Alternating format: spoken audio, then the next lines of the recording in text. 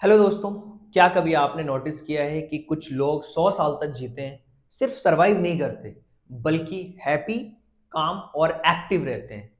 और वहीं पे कुछ लोग ऐसे भी होते हैं जो 30 साल की उम्र में मेंटली एग्जॉस्ट हो जाते हैं।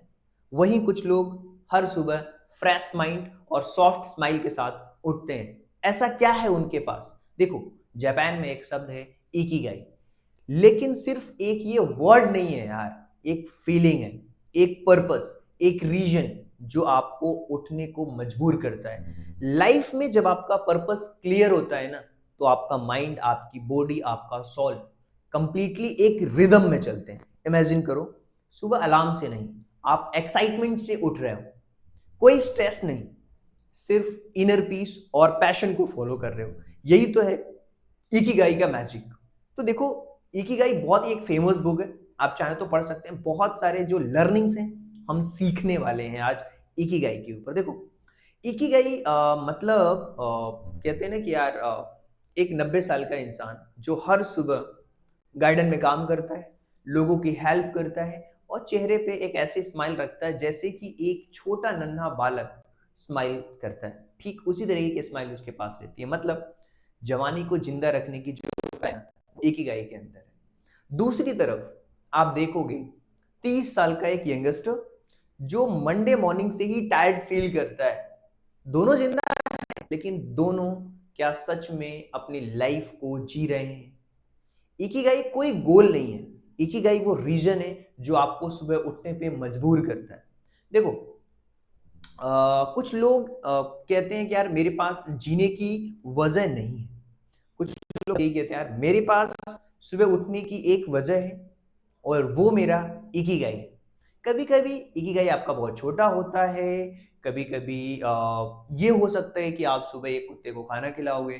कभी ये हो सकता है कि यार सुबह उठ करके ये जो टूटी हुई चीज है ना, इसको फिक्स करना है। कभी ये हो सकता है कि यार सुबह उठ करके मुझे ना स्माइल करना सिखाना है एक छोटे बच्चे को।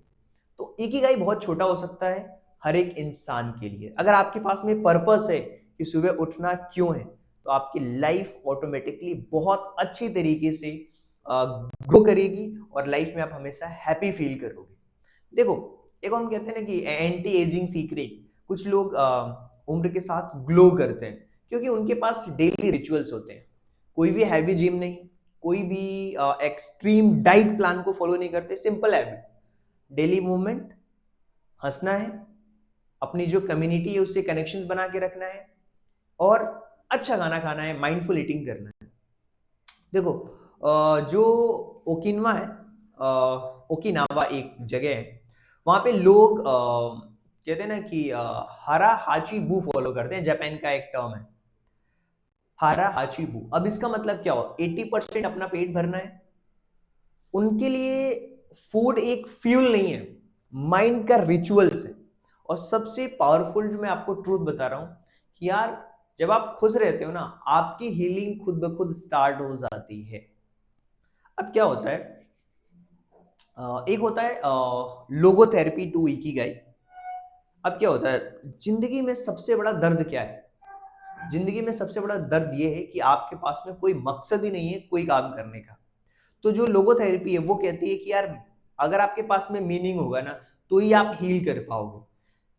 जब दर्द को एक मीनिंग मिल जाता है तो पेन आपका टीचर बन जाता है। और इकिगाई वो धागा है जो आपको बैलेंस करता है, आपके वर्क, आपके जॉय और आपका पर्पस तीनों को जोड़ने का काम करता है। तो आप अपने आप से पूछो कि अगर पैसा ना भी मिले तो ऐसा कौन सा काम है जो आप करोगे? और वही है आपका इकिगाई का सबसे पहला सिग्नल कि अगर आपको पैसे नहीं भी मिल रहे ना, तो भी उस काम को बड़ी शिद्दत से आप कर रहे हो। वही आपका इकिगाई हो सकता है। अब क्या होता है, बहुत सारे लोग अपने फ्लो को फाइंड नहीं कर पाते। वो अपने फ्लो को नहीं ढूंढ पाते। अगर आप अपना फ्लो ढूंढ पाए ना, आपके लिए बहुत ही वो गेम ही आसान हो जाएगा। फ्लो क्या है? फ्लो वो स्टेट है जहां पे टाइम आपका रुक जाता है और आप बिल्कुल दिल लगा करके काम कर रहे होते हो, जहां पे आप टाइम नहीं देखते हो, जहां सिर्फ आप और आपका काम रह जाता है। आप कोई चीज लिख रहे हो, आप कोई चीज पेंट कर रहे हो, आप कुछ बना रहे हो, आप गार्डनिंग कर रहे हो। हर कोई फ्लो में जा सकता है। राइटर हो, पेंटर हो, शेफ हो, गार्डनर हो, कोई भी फ्लो में जा सकता है। फ्लो एक मल्टीटास्किंग नहीं है, वो डीप फोकस का काम है। जब टास्क चैलेंजिंग होता है तो आपका टास्क और आपकी स्किल के बीच में एक परफेक्ट बैलेंस बनाना होता है। वही जो आपका माइंड है वो डोपामिन रिलीज करता है, लाइफ आपको मीनिंगफुल लगने लगती है, यार नहीं यार मजा आ रहा है काम करने में। यही तो है इकिगाई, बहुत अच्छी चीज है। अब मैं आपको बता दूं, बहुत सारे लोग ऐसे हैं जो अपनी लॉन्जिविटी है उसको मास्टर नहीं कर पाते। कुछ लोगों को लगता है कि मैं अभी भी यूजफुल हूं इसलिए जिंदा हूं। उनकी लाइफ बहुत सिंपल है, उनको पता है उनका purpose, fresh food, strong community, अपनी कम्युनिटी के साथ जुड़ के रहना, डेली पर्पस उनका क्लियर है, और ग्रेटिट्यूड माइंडसेट है उनका। उनके लिए सनराइज सेलिब्रेशन नहीं है। लॉन्जिविटी में लॉन्जिविटी सिर्फ जेनेटिक्स में नहीं, वो लाइफस्टाइल और माइंडसेट का रिजल्ट्स है। जब आप डेली पर्पस के साथ चीजें करना स्टार्ट करते हो, आपकी बहुत अच्छी तरीके से लाइफस्टाइल चलती है। देखो, एक जापान में एक 104 साल की, 104 इयर्स की अम्मा हर सुबह खुद से कहती हैं आज कुछ अच्छा करना है यार। जब 101 साल का बुजुर्ग बोले प्रॉब्लम आए तो उसे चाय पिलाकर बैठा लो, पता है उनकी सबसे बेस्ट और बिगेस्ट टीचिंग यही है कि अगर आपको लाइफ में प्रॉब्लम आ रही है ना, उस प्रॉब्लम को चाय पिलाओ और बैठाओ, जल्दी मत करो लेकिन रुकना भी मत। यही तो है रियल हैप्पीनेस। यानी कि जब आप किसी चीज को ऑब्जर्व करना स्टार्ट करते हो बिल्कुल शांत माइंड के साथ, तो हर एक प्रॉब्लम जो होती है उसका सॉल्यूशन आपके इनर थॉट से आना स्टार्ट हो जाता है, और वहां से आप अपनी प्रॉब्लम का सॉल्यूशन ढूंढना शुरू कर देते हो। देखो, और इकिगाई में एक बहुत अच्छी चीज है डाइट के बारे में। डाइट कोई स्ट्रिक्ट रूल नहीं है यार, एक माइंडफुल कल्चर है। सीजनेबल वेजिटेबल्स खा सकते हो, सूप पी सकते हो, ग्रीन टी ले सकते हो, जो एंटी इन्फ्लेमेटरी फूड्स हैं वो आप ले सकते हो। सबसे इंपॉर्टेंट चीज पता है क्या है? खाने के साथ ग्रेटिट्यूड, खाना खाना है आपको ग्रेटिट्यूड के साथ। जब जब आपकी ईटिंग, जब जो आपका खाना है वो मेडिसिन बन जाए, तो आपकी बॉडी जो होती है ऑटोमेटिकली हीलिंग मोड में चली जाती है। अभी के समय पे क्या हो रहा है, हम खाना खा रहे होते हैं तो भी फोन स्क्रॉल कर रहे होते हैं, तो आपकी बॉडी तो हील होने का कोई चांस ही नहीं, क्योंकि आप उस चीज को फील ही नहीं कर पा रहे हो, आप दूसरे डोपामीन के चक्कर में हो। अब एक बहुत अच्छी चीज, फिटनेस का मतलब ये सिक्स पैक नहीं है भाई। फिटनेस का मतलब है डेली जेंटल मूवमेंट। और जापान में जो ओकिनावा के लोग हैं वहां पे स्लो वॉक करते हैं, गार्डनिंग करते हैं, और अपने जो भी टी रिचुअल्स हैं भाई उसको फॉलो करते हैं कि भैया हमें small moments long life. Body को मूव करते रहना बहुत जरूरी है आज के समय में, माइंड को काम रखना बहुत जरूरी है।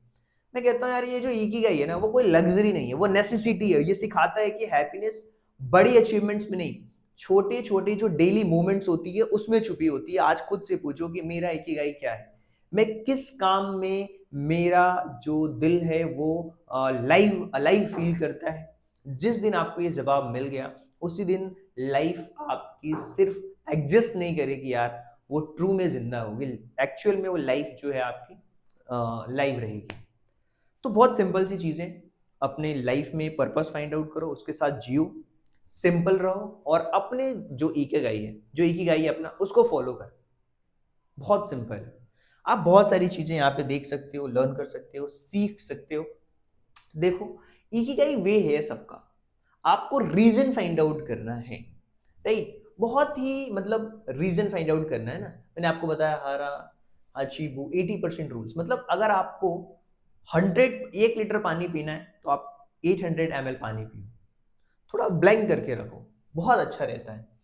जो लॉन्जिविटी है वो लाइफस्टाइल है, अपना जो फ्लो है उसको फाइंड आउट करो, आपको किस चीज में मजा आता है, आपको पेंटिंग में मजा आता है, आपको किस चीज में मजा आता है।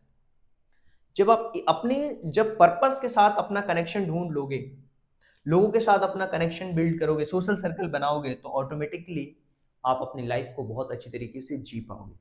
So thank you so much and thanks for giving your precious time at the last. God bless you, thank you so much.